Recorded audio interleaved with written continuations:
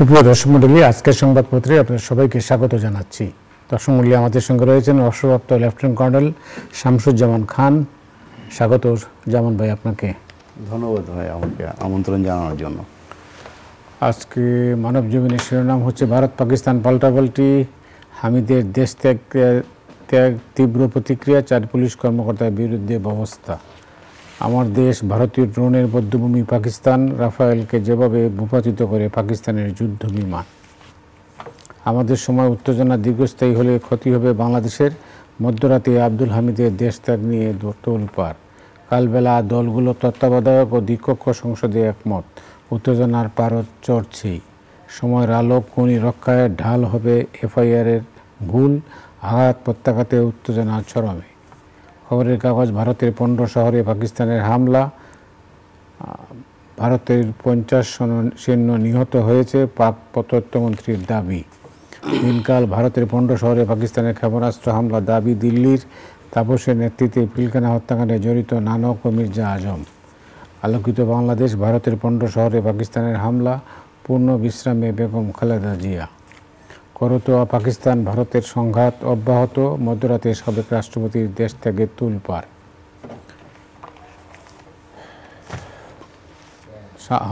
সাবেক রাষ্ট্রপতি আব্দুল হামিদের বিষয়টা নিয়ে আলোচনা করছি পরে, যেহেতু আপনি সেনা কর্মকর্তা ছিলেন। এই যে ভারত পাকিস্তানের যে এখন যে যুদ্ধ পরিস্থিতি, এইটাকে আপনি কীভাবে দেখছেন? ধন্যবাদ মতি ভাই। আর যারা শ্রোতারা আছেন তাদেরকেও আমি আমন্ত্রণ জানাচ্ছি গভীর রাতে। ভারত পাকিস্তান এই দুটো দেশ আপনার আমাদের প্রতিবেশী তারা, কারণ একসময় আমরা একসঙ্গেই ছিলাম, 3টে দেশ আমরা ছিলাম। ভারত পাকিস্তান এই দুটো দেশ কিন্তু এই দিয়ে আপনার এর আগে 4টি যুদ্ধ করেছে তারা।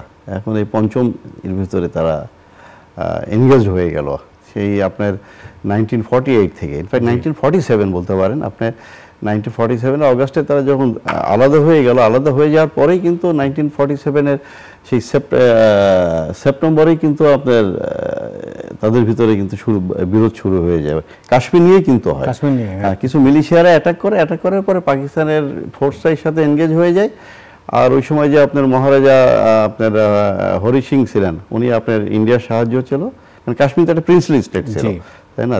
সেখান থেকে আবার ইন্ডিয়া আপনার অ্যাক্সেশন একটা এগ্রিমেন্ট করে ইন্ডিয়া এনগেজ হয়ে গেল। আমরা দেখলাম সেই সেপ্টেম্বর 1947 থেকে আপনার জানুয়ারি 1949, প্রায় 1 বছর 2.5 মাস কিন্তু এই যুদ্ধটা কিন্তু লাস্টিং করলো বিভিন্নভাবে, এবং কাশ্মীর কিন্তু ভাগ হয়ে গেল।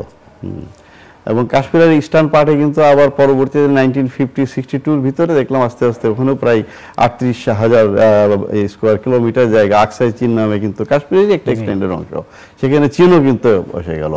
তো খুব অবাক বিষয় হচ্ছে যে কাশ্মীরি জনগণের কিন্তু এখানে কোনো ইচ্ছার কোনো প্রতিফলন নাই। তো কাশ্মীরকে যে ভাগ করে নিল সবাই। আবার আমরা দেখলাম 1965 আরেকটা যুদ্ধ হলো, সেটাও কিন্তু খুব বেশি লম্বা যুদ্ধ ছিল না, এটা জাস্ট 1.5 মান্থ সামথিং এরকম ছিল একটা যুদ্ধ। এবং ওটাও সে কাশ্মীর, পাঞ্জাব আর রাজস্থান ওই ফ্রন্টে কিন্তু যুদ্ধটা হলো দুটো দেশের ভিতরে। এরপর আমরা 1971-এ যখন আমাদের সাথে হলো, সেখানে তখনই কিন্তু ওয়েস্ট ফ্রন্টে কিন্তু তারা আবার একটা এনগেজমেন্ট হলো। আর 1999-এ কার্গিল ওয়ার, ওটা ছিল খুবই প্রক্সি ওয়ারই বলতে পারেন, সেটাও এক ধরনের যুদ্ধ ছিল, দুটো দেশ মুখোমুখি দাঁড়িয়ে যায়। আর এটা এমন একটা সময় হলো যখন যুদ্ধ নিয়ে সারা বিশ্বে কিন্তু আপনি এক ধরনের খুব বেশি উত্তেজনা চলছে, যেখানে আমরা কন্টিনিউয়াসলি দেখতেছি রাশিয়া ইউক্রেন একটা এনগেজমেন্ট, লক্ষ লক্ষ হাজার হাজার মানুষের প্রাণহানি ঘটছে। ইউরোপের একটা বড় ইনভেস্টমেন্ট হয়েছে, ন্যাটো এর ভিতরে ইনভলভ হয়ে গেছে, ইউএস এর ইনভলভমেন্ট আছে, রাশিয়া এবং একটা এনগেজমেন্টে আমরা দেখতে পাচ্ছি আপনার ইসরায়েলি হামাসের ওখানে নির্বিচারে গণহত্যা চলছে।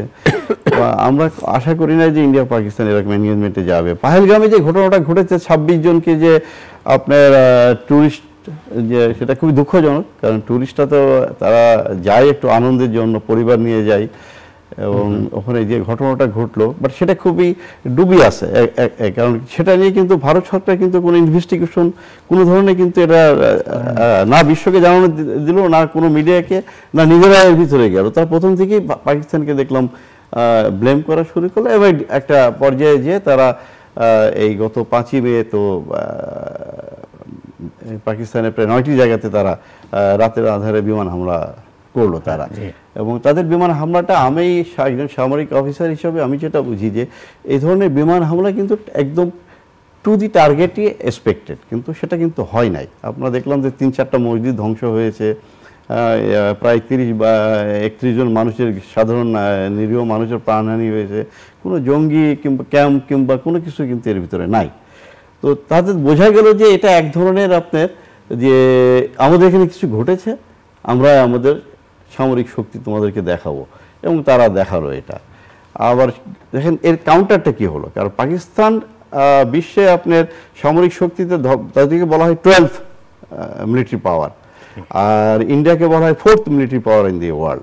যদিও এটা তাদের সামরিক কোয়ান্টিটির উপর নির্ভর করে বলা হচ্ছে, বাট তাদের যে খুব আধুনিক যে সামরিক অস্ত্র নিয়েতে সজ্জিত দুইটা দেশ ঠিক তা না, বাট আবার কিছু আধুনিক অস্ত্র আছেও তাদের কাছে, আবার পারমাণবিক অস্ত্র আছে তাদের কাছে। তো আপনি পাল্টা পাকিস্তান কি করলো, পাকিস্তান তখন কিন্তু ওই দিনই কিন্তু পাল্টা আঘাত হানলো। এখনো প্রায় শোনা যাচ্ছে যে আজকে পাকিস্তান কিন্তু প্রচুর ক্ষেপণাস্ত্র এবং অন্যান্য যে আর্টিলারি লং রেঞ্জ শেলিং করছে, এবং প্রায় 30 তারা দাবি করছে একটা ব্রিগেড ডিস্ট্রয় করছে। তারা ওখানে 30 জনের মতো প্রাণহানি ঘটেছে ইন্ডিয়াতে, ইন্ডিয়াও বলছে। ওদিকে আবার ইন্ডিয়ান অ্যাটাকের সময় আমরা দেখলাম যে 4-5টি এয়ারক্রাফট ডাউন করেছে পাকিস্তান। ইন্ডিয়া যদিও স্বীকার করে না, কিন্তু তারা আবার এটা নিয়ে কোনো তথ্যও দিচ্ছে না। ইন্ডিয়ান মিডিয়া কিছু কিছু হিন্দুস্তান টাইমে এসেছে, আপনার বিবিসি, তারপরে রয়টার্সে এসেছে যে এর সত্যতা আছে। এখন বিষয়টা দাঁড়াচ্ছে যে এরকম দুটো মিলিটারি পাওয়ার, এবং যারা দুজনের সাথে একটা বৈরী সম্পর্ক প্রায় জন্মলগ্ন থেকেই, সে আজকে 75-77 বছর ধরে, আমার এতে বোঝে যে তাদেরকে দ্রুত হয় এই যুদ্ধ থামাতে হবে, যে যুদ্ধ তারা শুরু করেছে থামাতে হবে। যদি এরকম পাল্টাপাল্টি করতে থাকে তাহলে এটা একটা লিমিটেড ওয়ারের দিকে চলে যাবে। আমি বলবো না একটা টোটাল ওয়ারের দিকে, কারণ আমরা এখন লো ইন্টেন্সিটি কনফ্লিক্ট বলতে পারি এটা, কারণ এপার ওপার করছে, কেউ বর্ডার ক্রস করে নাই, যে বর্ডার ক্রস করে যে তাদের পদাতিক বাহিনী কিংবা ল্যান্ড ফোর্স কিংবা পাকিস্তানের ল্যান্ড ফোর্স ইন্ডিয়াতে যায় নাই। তো কিন্তু সময় কিন্তু এসে যাবে, এক সময় এটা ঘটে যেতে পারে। যদি ঘটে যায় তাহলে কিন্তু এটা আপনার একটা লং এনগেজমেন্টে চলে যাবে, যেটা রাশিয়া ইউক্রেনের ক্ষেত্রে ঘটে গেছে। তখন কিন্তু এটা খুব আপনার খুব ডিভাস্টেটিং হবে, কারণ ডিভাস্টেটিং এটাই হবে, কেউ পরাজয় মেনে নিতে চাইবে না। যখন মেনে নিতে চাইবে না তখন কিন্তু তারা তাদের শেষ শক্তিগুলোকে নিয়োগ করবে। শেষ শক্তিগুলো নিয়োগ কিন্তু দুটো দেশের কারোর জন্যই কিন্তু মঙ্গল হবে না। কিন্তু মানে ওয়েস্টের তরফে বিশেষ করে ডোনাল্ড ট্রাম্প যেটা বলছেন, তিনি বলছেন যে এটা দুঃখজনক বলেই উনি শেষ করতে চাইছেন, কিন্তু তারা এমন নিউজও দেখলাম আমি যে মধ্যস্থতা করতেও তাদের কোনো আপত্তি নেই যদি এরকম পরিস্থিতি চলতে থাকে এটা। বাট এটা তো একটা দিক, এদিকে চীনের অবস্থানটা আপনি জানেন, রাশিয়া কি করবে, তারপরে আবার তুরস্ক সাপোর্ট দিয়েছে, ওইদিকে ইসরায়েল আবার ভারতকে সমর্থন দিয়েছে। এই অবস্থায় তো একটা মানে অন্যদিকে এটা একটা তৃতীয় বিশ্বর দিকে বিশ্বযুদ্ধের মধ্যে দিয়ে যাচ্ছে বলে মনে হয়। আপনার কি মনে হয়? না, আপনি তৃতীয় বিশ্বযুদ্ধ এরকম আমার মনে হয় না এরকম ভাবনার ভিতরে যাবে। বাট এই দুটো দেশকে আপনার ওই নিউক্লিয়ার পাওয়া বমটা ইউজ করার সম্ভাবনা আমি খুব বেশি দেখি না আপাতত। কারণ আপনি যদি খেয়াল করে থাকবেন যে গতকাল কিন্তু তাদের দুইজন নিরাপত্তা উপদেষ্টা কিন্তু ফোন আলাপ করেছে, পাকিস্তান এবং ইন্ডিয়া। তারা স্বীকার করেছে যে তাদের টক একটা দুজনের ভিতরে টেলিফোনে কথা বলার কথা হয়েছে, হয়তো তারা কোনো একটা পর্যায়ে যেয়ে তারা থামতে চাচ্ছে। কিন্তু আজকের যে ডেভেলপমেন্টটা ছিল যে ইন্ডিয়া চেষ্টা করছে ড্রোন অ্যাটাক করতে, অনেক ইসরায়েলি ড্রোন, কিন্তু এরা পাকিস্তান বলছে তারা প্রায় 15টা ইসরায়েলি ড্রোন ডিস্ট্রয় করছে, আবার ইন্ডিয়া বলছে আমরা পাকিস্তানি ড্রোন ডিস্ট্রয় করছি। তো এই ড্রোন অ্যাটাকগুলো কিন্তু এরা এই বর্তমান যে বিংশ শতাব্দীর ব্যাটেলে কিন্তু নতুন ইন্ট্রোডাকশন। আপনি খেয়াল করেছেন আজারবাইজান এবং ওই আপনার আর্মেনিয়া যে যুদ্ধটা হলো আপনার, সেখানে কিন্তু আপনার ড্রোন ইউজ হয়েছে প্রচুর, টার্কি ড্রোনগুলো। আর আপনি আরেকটা জিনিস যেটা বলে যে টার্কি কিন্তু ওপেনলি পাকিস্তানের পক্ষে একটা সাপোর্ট দিয়েছে, যে they are with Pakistan because Pakistan deserve that Pahalgam should be এই পাহেলগামের ইনসিডেন্টটা পাকিস্তান যেটা চেয়েছে যে এটা ইনভেস্টিগেশন হোক, এ করা হোক, এভাবে ব্লেম তারা মানে না। তো আবার ইসরায়েল তো আমরা জানি অনেকদিন ধরে ইন্ডিয়া হচ্ছে ধরে নেওয়া হয় যে ইসরায়েলের দ্বিতীয় ফ্রেন্ড আমেরিকার পরে, এবং এশিয়ার সবচেয়ে বৃহত্তম ফ্রেন্ড হচ্ছে কিন্তু ইন্ডিয়া, এবং ইন্ডিয়া ইজ বেনিফিশিয়ারি। তাদের কিন্তু ইন্টেলিজেন্স কানেকশন মোসাদের সাথে তাদের রড কিন্তু একটা ওয়েল কানেক্টেড, এবং এই যে ড্রোনগুলো ইসরায়েল ড্রোন ব্যবহার করতেছে, ইসরায়েল ইন্ডিয়াকে সাপোর্ট দেবে, এটা খুব স্বাভাবিক, এটা খুব স্বাভাবিক। আর চায়না তো খুব ট্রাস্টেড ফ্রেন্ড পাকিস্তানের। চায়না এখন পর্যন্ত তাদের স্ট্যান্ডটা তারা বলতেছে যে রেস্ট্রেইন বলতেছে, যে আপনারা এটাকে সীমিত করেন, এগুলো থেকে আপনারা একটা আন্ডারস্ট্যান্ডিংয়ে আসেন। কিন্তু আমাদেরকে একটা জিনিস বুঝতে হবে, আমি পার্সোনালি মনে করি যে প্রচুর চাইনিজ ইকুইপমেন্ট ব্যবহার করে, এবং চায়নার সাথে পাকিস্তানের relationship is a very old relationship, very strong relationship. যদি যুদ্ধটাকে যদি আরও বাড়িয়ে দেয় ইন্ডিয়া কোনো কারণে, যদি তারা তাদের বেশি শো করতে চেষ্টা করে, তাহলে চায়নার ইনভলভমেন্টটা কিন্তু চলে আসবে। যদি চায়নার ইনভলভমেন্ট চলে আসে তাহলে কিন্তু আমাদের ভাবনার অনেক কারণ আছে, কারণ চায়নার ইনভলভমেন্ট মানে নর্থ ইস্ট কিন্তু পুরো চলে আসবে এর ভিতরে। কারণ আপনি 1962 ওয়ার ভুলে যেতে পারেন না, যেখানে Arunachal was almost captured by. কিন্তু এতে তো বাংলাদেশও একটা ঝুঁকির মধ্যে। আমরা সবচেয়ে বড় ঝুঁকি হবে, আমাদের জন্য তো সবচেয়ে বড় ঝুঁকি কিন্তু ইকোনমিক ঝুঁকি। কারণ ইন্ডিয়া একটা আমাদের বড় বিজনেস পার্টনার অ্যান্ড বিগ নেবার। আপনি খেয়াল করে থাকবেন আমাদের খাগড়াছড়ি ওদিকে কিন্তু প্রায় 100 জনকে পোষণ করার চেষ্টা করছিল, যেখানে ওইদিকে সবাই সিলেট সীমান্ত করে। তার মানে এটাকে তারা ওইদিকে যখন সবাই নজর, তখন এদিকে আবার আপনার চায়নাও আমাদের খুব বড় একটা বিজনেস পার্টনার। তো চায়নার সাথেও কিন্তু আপনি যখন মনে করেন যে এনগেজ হয়ে যায় চায়না, তো সেখানেও আমরা একটা ঝুঁকির মুখে হবে। কারণ তখন কিন্তু এটা ব্যাটেলটা তো আর শুধু ল্যান্ড ব্যাটেলে থাকবে না, এখন ল্যান্ড অ্যান্ড এয়ার ব্যাটেলের ভিতরে আছে, তখন তো সি ব্যাটেলে চলে যাবে। তো বাণিজ্য তো ম্যাক্সিমাম সি লাইনে হয়। তো আমি অন্ততপক্ষে মনে করি যে এটা বাড়তে দেওয়াটা কারোর এই জন্য মঙ্গল হবে না। বাট এটা বন্ধ হবে কিভাবে? এটা বন্ধ হওয়ার দুটো রাস্তা আছে। একটা, ইউএস যদি খুব স্ট্রংলি যদি এটাকে, আর চায়না যদি তারা মিন করে ইনভলভ হয়, হ্যাঁ, তাহলে আমার মনে হয় এখানে এটা বেশি এসকালেট করবে না। আর যদি তারা এটাকে যদি ছেড়ে দেয় যে তাদের মধ্যে চলতে থাক, তখন কিন্তু কোনো একটা পক্ষের বেশি ক্যাজুয়ালিটি হয়ে গেলে সে তখন প্রতিশোধ নেওয়ার চেষ্টা করবে। প্রতিশোধ আর পাল্টা প্রতিশোধ চলতে থাকলে তখন কিন্তু এই ব্যাটেল ফিল্ড আর জম্মু কাশ্মীরে থাকবে না, এটা কিন্তু অন্যান্য ফ্রন্টে ছড়িয়ে যেতে পারে। যদি অন্যান্য ফ্রন্টে ছড়িয়ে যায় তখন কিন্তু এটা খুব ভয়ানক আকার ধারণ করবে। আপনি জানেন পাকিস্তানের প্রায় 140 থেকে 50টা পারমাণবিক ওয়ারহেড আছে, ইন্ডিয়ার আছে 130 থেকে 35টা। তো কোনো একটা পর্যায়ে যদি কোনো একটা ব্যবহার হয়ে যায়, এটা আমরাও কিন্তু এটার ফল আউট ইফেক্ট চলে আসতে পারি আস্তে আস্তে। হ্যাঁ, লং ডিস্টেন্স যদিও, তারপরে তো আপনার আমাদের তো এইসব দেশগুলোতে তো আমাদের নাগরিকরা সবসময় যাতায়াত করে, আসেও তো এখন এই মুহূর্তে আমাদের দেশে মানুষজন ইসলামাবাদে আছে, লাহোরে আছে, দিল্লিতে আছে, প্রফেশনাল কারণেই আছে আপনার। আবার আমাদের এক্সচেঞ্জও হচ্ছে, আসা যাওয়া চলে। দেখেন অলরেডি ফ্লাইটগুলো কিন্তু এফেক্টেড। হ্যাঁ, অনেক ফ্লাইট ইন্ডিয়া তো বেশি এফেক্টেড হয়ে গেছে ইন্ডিয়া, কারণ তাদের তো একটা লং ডিটুর দিতে হচ্ছে। না তো সামরিক দিক থেকে মানে বিশেষ করে এই যুদ্ধের এই পরিস্থিতিতে বাংলাদেশের কি করণীয়?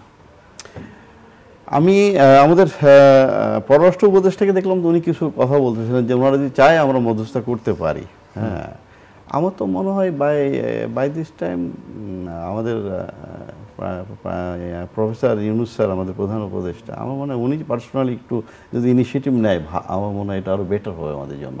কারণ স্যারের যে acceptance to the world body, উনি ইন্ডিয়া পাকিস্তান উভয় প্রধানকে ফোন করতে পারেন, সেই সাথে উনি চায়নাকে, ইউএসএ, তার সেই সুযোগটা তার আছে। আমার মনে হয় এটা আমি অন্ততপক্ষে আশা করবো যে এটা দ্রুত, কারণ আমি অন্যান্য কোনো দেশকে দেখতেছি না আমাদের এই সার্কের, যে নেপাল বলেন, শ্রীলঙ্কা বলেন, মালদ্বীপ, ভুটান, তারা ওরা ওই পজিশনে নাই। বাংলাদেশ যে রাষ্ট্রপ্রধান এখন যিনি আছেন আমাদের প্রধান উপদেষ্টা, মাননীয় প্রধান উপদেষ্টা, ওনার পক্ষে আমার মনে হয় ওনাকে ইনভলভ হতে হবে। এটা খুব বেশি দিন এটা যেতে দেওয়া আমাদের জন্য অমঙ্গল হয়ে যাবে। এবার আমার দেশের পরিস্থিতিতে আসি। অনেকটা কি বলবো, নাটকীয় বলবো কিনা জানি না, বাট শব্দটা আমি কি ইউজ করব, সাবেক প্রেসিডেন্ট আব্দুল হামিদ সাহেব হঠাৎ করে ঢাকা দেশ ত্যাগ করেছেন এবং গভীর রাত্রে এবং নানা নাটকীয়তার মধ্যে দিয়ে আপনি শুনেছেন নিশ্চয়ই। এর প্রতিক্রিয়া হয়েছে ব্যাপক, ছাত্রদের মধ্যে হয়েছে। তো এই নিয়ে কিন্তু এখনও পরিস্থিতিটা, এর মধ্যে 4 জন পুলিশ কর্মকর্তাকে সাময়িক বরখাস্ত করা হয়েছে। তো এই পর্যায়ে কিন্তু একদল বঙ্গভবনে, একদল যমুনার সামনে বিক্ষোভ করছেন। এই পরিস্থিতিতে বাংলাদেশের মানে এখন তো চারদিকে যুদ্ধ পরিস্থিতি, এর মধ্যে আমরা আর একটা যুদ্ধের মধ্যে যাচ্ছি। আপনার কি মনে হয়? এটা আমার খুব অবাক লাগে যে আমরা তো জুলাই আগস্টের পরে দেখলাম যে শত শত না হাজার হাজার লোক পালিয়ে গেল, তাই না? বর্ডার দিয়ে পালিয়ে গেল। আমাদের বর্ডার সিকিউরিটি বিজিবিতে ইনভলভ ছিল না এত, যে তারা বর্ডার থেকে তাদের সব তো উদ্ধার করা হয়নি, বর্ডার দিয়ে পারে পার্শ্ববর্তী দেশে তারা গেল, তাই না? আর তৎকালীন যে প্রধানমন্ত্রী শেখ হাসিনা, ওনার পলায়ন তো আমরা সবাই মিডিয়াতেই দেখলাম। পরবর্তীতে আমরা কিন্তু টুকটাক অনেক মিনিস্টারকে অনেকে মিলে গেছি, কিন্তু মানে যখন সব কিছু মোটামুটি স্ট্যাবল, আমরা একটা সংস্কারের প্রায় কাছাকাছি চলে এসেছি, আমাদের ইলেকশনের জন্য আমরা একটা রোড ম্যাপের জন্য চাচ্ছি, অনেক কিছু এখন প্রায় আমরা এই 8 মাস পরে ধরে নিচ্ছি যে আমাদের অন্তর্বর্তীকালীন সরকার একটু স্ট্যাবল এবং তারা আমাদেরকে একটা সুষ্ঠু সুন্দর নির্বাচনে নিয়ে যাবে। সেখানে যখন আমরা দেখতে পাই যে একটা সাবেক রাষ্ট্রপতি, বেশি দীর্ঘদিন রাষ্ট্রপতি ছিলেন উনি, 1-2 দিন, এমন না যে খুব আননোন ফেস উনি, যে 6 মাস 2 মাসের জন্য ছিলেন, কেউ তারা চিনেন, এবং উনি একটা পরিবার অনেকটা নিয়ে গেছেন। এবং আমাদের সংবিধান তাকে কিন্তু কিছু আপনার সাবেক রাষ্ট্রপতিকে কিছু কিন্তু অ্যাডভান্টেজ দেয় সংবিধান কর্তৃক, এবং আমরা সাবেক রাষ্ট্রপতি এটা ডিজার্ভ, তাই না? তার জন্য ভিআইপি প্রোটোকল সে পায়, এবং সে ভিআইপি প্রোটোকল সে ইউজ করেছে গতকালকে। তার মানে একজন সাবেক রাষ্ট্রপতি যখন ভিআইপি প্রোটোকল ইউজ করেছেন, উনি কিন্তু আগে জানিয়েছেন যে উনি এয়ারপোর্টে যাবেন, অবশ্যই, তাই না? কারণ তার সিকিউরিটি আছে তার সাথে, তার জন্য কিন্তু সরকারিভাবে অর্থে কিন্তু তার জন্য লোক নিয়োগ দেওয়া আছে, তারা জানিয়েছে যে উনি যাবেন, তাই না? কয়জন যাবেন তাও জানিয়েছে। তার মানে উনি ভিআইপিতে গেলেন, ওখানে প্রোটোকল নিলেন। এবং আমি শুনতে পেয়েছি, আমার সোর্স থেকে আমি 2-1জনের সঙ্গে কথা বলেছি, ওখানে আমি চিনি 2-1জনেরকে। তো কারণ আমি গতকালকে এয়ারপোর্টে গিয়েছিলাম আমার এক রিলেটিভকে রিসিভ করতে। তো আমি আর গত পরশু ম্যাডাম, আমাদের বিএনপি চেয়ারম্যান আপনার খালেদা জিয়া ম্যাডাম রিসিপশনের সময় আমি ছিলাম। তো আমি জানতে পারলাম যে উনি প্রায় নাকি 2 ঘন্টা, উনি থাই এয়ারে গিয়েছেন ব্যাংককে, 2 ঘন্টা নাকি তাকে ডিলে করানো হয়, এবং তার কিন্তু আপনার অনেক জায়গায় দৌড়ঝাঁপ হয়েছে, তাকে ক্লিয়ারেন্স দিচ্ছিল না ইমিগ্রেশন, হ্যাঁ, তাকে অপেক্ষা করানো হয়। একটা ভিআইপি এর ইমিগ্রেশন কিন্তু ম্যাক্সিমাম 5 মিনিট লাগে, লাগেজ তার স্টাফরা দিয়ে আসে, আর ওই যদি অ্যাকম্পানির লাগেজ থাকে আর ওখানে ইমিগ্রেশন হয়ে যায়। যেখানে 2 ঘন্টা ধরে এটা করা হলো, তার মানে উপরে নিশ্চয়ই অনুমতি চাইছে তারা, তাই না? একজন এই সাব ইন্সপেক্টর যে বসে থাকে, এই ধরনের একটা সাবজেক্ট সে একা ডিল করবে, এটা আমি বিশ্বাস করি না। যে সিল মারলো সে দায়ী হলো, আর যারা সিল মারলো যে দায়ী হলো, যে একটা junior officer, normally ASP, additional SP maximum ওখানে আপনার ডিউটি করে, তারা দায়ী হয়ে গেল। আরো 2-1জন হয়েছে উকি ঝুঁকি দিয়ে দেখেছে, হ্যাঁ, যে তোমাকে দেখা গেছে ক্যামেরার ভিতরে, তুমিও ছিলা, তাকেও হয়তো আপনি সাসপেন্ড করলো। কিন্তু প্রশ্ন হচ্ছে যে এই অনুমতিটা দিল কে? এত বড় একটা ঘটনা ঘটে গেল, এবং খেয়াল করে গতকাল মধ্যরাতে ঘটেছে কিন্তু, হ্যাঁ, জিনিসটা কিন্তু এখন সারাদিন সকাল থেকে খুব বেশি কিন্তু নড়াচড়া হয় নাই, হয়েছে কিছুটা। তো এখন আপনার প্রশাসন হচ্ছে, মিডিয়ায় কথা বলছে সবাই। আমার মনে হয় এই দায়িত্ব অন্তর্বর্তীকালীন সরকারকে নিতে হবে, এবং যারা ইমিগ্রেশনের সাথে হায়ারার্সি যারা আছে, উপরের দিকে যারা আছে, তাদেরকে দায়িত্ব নিতে হবে। জুনিয়র কয়েকটাকে বরখাস্ত করে। তো ওনার বিরুদ্ধে কি অভিযোগ? আমি পুরোপুরি আমার ধারণা নেই, আমি একটা নিউজে শুনতেছিলাম তার ভিতরে একটা খুনের মামলা আছে তার এলাকার, এটা শুনেছি। আর জেনারেল পারসেপশনটা কি, জেনারেল পারসেপশন অফ ফ্যাসিস্ট, যে আওয়ামী লীগের পতনের পরে, যে আপনি কি মনে করেন না যে এই পারসেপশনের বাইরে উনি তো এর অংশ, তো দীর্ঘ যে 15টা বছর যে সাফার করলো, উনি তো বহু আপনার এই খুনের আসামিকে তো উনি ছেড়ে দিয়েছেন না? আমরা তো দেখেছি যে জোসেফের মতো আপনার আসামিকে উনি মাফ করে দিয়েছেন, শত শত আসামিকে উনি মাফ করে দিয়েছেন। তো উনি তো এত বদান্যতা পাওয়ার তো কোনো অধিকার রাখেন কিনা আমি তো মনে করি না রাখা। তাকে তো এত সুন্দরভাবে ভিআইপি দিয়ে সমস্ত ব্যবস্থা করে দেশ ত্যাগ করার এত সুন্দর সুযোগ করে দেওয়ার কোনো তো কারণ দেখি 9 মাস পরে, 9 মাস পরে, যেখানে আমাদের শত শত হাজারের উপরে মানুষকে হত্যা করা হলো দিনে দুপুরে। উনি কোনো দিন একটা রাষ্ট্রপতি হিসেবে কি একটা বয়ান দিয়েছেন? উনি ছোট্ট একটা কথা বলেছেন মিডিয়াতে যে আমি এটা পছন্দ করছি না। উনি তো এখনও রাষ্ট্রের অর্থে চলতেছিলেন, এখনও তো রাষ্ট্র তার দেখভাল করতেছিলেন।